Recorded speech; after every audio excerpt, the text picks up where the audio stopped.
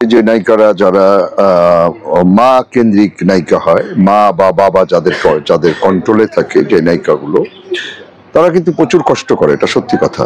মেয়েগুলো অনেক কষ্ট করে টাকা কামায়, এই টাকাগুলো তার মা বাবারাই খায়। এটা কোনো নায়িকা পায় বলে আমার মনে হয় না। যখন সেই নায়িকাটা স্বাধীন হতে পারে, মানে মা বাবার থেকে বের হতে পারে, তখন হয়তো সে টাকাটা কামাতে পারে। আর পপি যে টাকা কামিয়েছে, আমি পপিকে যতটা দেখেছি, পপি কিন্তু মানে নিজের জন্য কিছু করেনি, আমি যতটুকু জানি। তার বাবা মা, তার ভাই বোন, তাদের জন্য সে অনেক করেছে, এটা আমার নিজের চোখে দেখা। কারণ মগবাজার বাসা ছিল তো, সেই বাসায় আমি গেছি, আমি দেখেছি। তো এখন পপি তার মায়ের কাছে খারাপ হয়ে গেল কেন আমি জানি না। এমনও হতে পারে যে রাজাহাঁস সোনার ডিম পারে। তো পপি এক সময় রাজাহাঁস ছিল, সোনার ডিম পারতো। এখন পপি আর সোনার ডিম পারে না, তাই হয়তো খারাপ, এটা আমার ধারণা। আর পপি তো নিজেও ভালো করে জানে তার মা বাবা কেমন, তাই না? আর তার টাকা মেরেছে, এটা আমি অনেক আগেও শুনেছি। আমি জানি না সত্য মিথ্যা, এটা পপি ভালো বলতে পারবে।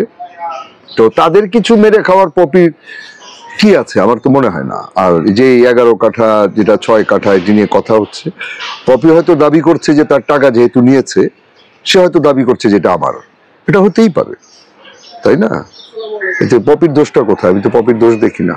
আসলে কি জানেন, পরিবার, আমাদের দেশের মানুষ এখন এমন হয়েছে যে বাবা মা তার সন্তানকে মানুষ করে, এক সময় সেই সন্তান তার বাবা মাকে বৃদ্ধাশ্রমে ফেলে দেয় বা রাস্তায় ফেলে দেয়।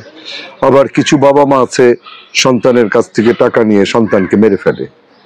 তো এখন সামাজিক অবস্থাই এরকম অবক্ষয় হয়ে গেছে। এটা আমাদের কাছ থেকে শিখার না, এটা সমাজটাই এরকম হয়ে গেছে যে আমরা সিনিয়রকে মানতে চাই না, আমরা মুরব্বীদের মানতে চাই না, আমরা অন্যায় করে যাই অহরহ, আমরা সত্যকে ঢেকে রাখতে চাই, সত্যকে মুছে ফেলতে চাই, আমরা ইতিহাসকে মুছে ফেলতে চাই।